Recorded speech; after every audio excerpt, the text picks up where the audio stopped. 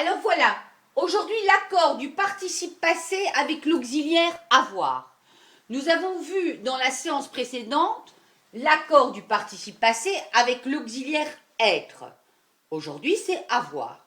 Donc nous allons faire quelques pas en arrière pour revenir avec l'auxiliaire être pour que ce soit bien imprimé dans votre cerveau. Donc l'accord du participe passé utilisé avec l'auxiliaire être. Vous pouvez écrire la même chose que moi sur une feuille. S'accorde en genre et en nombre avec le sujet, à ne pas oublier. Donc, si nous prenons l'exemple précédent, la pluie est tombée. On se pose la question, qui est tombé la pluie? Qui est tombé la pluie? La pluie est le sujet qui fait l'action de tomber, donc est, le verbe être, on le voit bien, l'auxiliaire être, donc tomber va s'accorder avec la pluie, qui est du féminin singulier, puisqu'on dit la pluie, féminin singulier, ça va donner et e. Ok? Donc ça c'est une petite révision pour le cours du cours précédent. Voilà. Donc on retient bien. Quand nous avons l'auxiliaire être, le participe passé s'accorde en genre en nombre avec le sujet. Maintenant, nous allons voir avoir. Alors, première chose à retenir, c'est que l'accord du participe passé avec l'auxiliaire avoir, là, à ce moment-là, ça ne s'accorde pas avec le sujet. Donc ça, c'est une chose qu'on sait. On se dit, voilà, ça ne s'accorde pas avec le sujet, je ne vais pas voir si le sujet est ceci ou cela. Non. Alors, on va prendre un exemple. La lune a disparu derrière les nuages. Voilà. Donc là, même si on se demande qui a disparu derrière les nuages, on voit automatiquement qu'il y a le verbe avoir. Donc, ça ne se corde pas avec la lune. Si ça s'accordait, si on mettrait la lune a disparu. Non, non, non, non. S'il y a l'auxiliaire avoir, ça ne s'accorde pas avec le sujet. Donc, inutile de chercher. Si vous voyez le verbe avoir au présent, à l'imparfait, au futur ou n'importe quoi, elle a, elle avait, elle aura, elle aurait eu. Non, ça ne s'accorde pas. Alors, demandez-vous, avec quoi ça s'accorde? Donc là, être sujet, avoir, ça ne s'accorde pas avec le sujet. Donc, l'accord du participe passé avec l'auxiliaire avoir s'accorde en genre et en nombre avec le COD.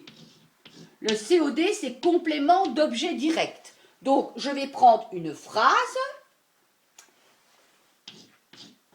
Il les a dépassés. Alors, attention, il s'accorde en genre et en nombre avec le complément d'objet direct si celui-ci est avant le verbe.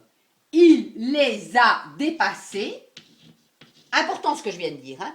Donc, l'accord du participe passé avec l'auxiliaire avoir s'accorde en genre et en nombre avec le complément d'objet direct si celui-ci est avant le verbe. Avant le verbe. Donc, il les a dépassés. Il a dépassé quoi? Les. Donc, S. Il les a dépassés. Je vais prendre un autre exemple. Pierre l'a mangé. On voit qu'ici, disons qu'il a mangé une pomme. Pierre l'a mangé. On voit l'auxiliaire avoir. Il a mangé quoi? L apostrophe. Donc, on peut à ce moment-là écrire un et e parce que ici, ça va être du féminin singulier et là, ça va être du masculin pluriel. Alors, dernier petit exemple pour bien vous faire comprendre que l'accord du participe passé avec l'auxiliaire avoir s'accorde en genre et en nombre avec le complément d'objet direct si celui-ci est avant le verbe. Donc, dernier exemple, on va reprendre Pierre. Pierre a mangé une pomme.